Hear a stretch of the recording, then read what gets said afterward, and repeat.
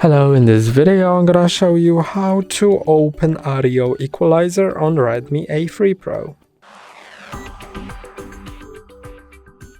Go to Settings first, then go to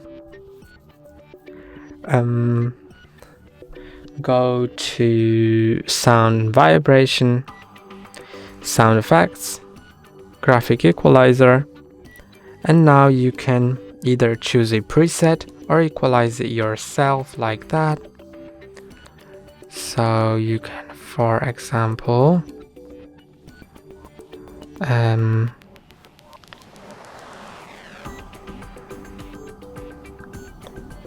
adjust all of these different values of the equalizer.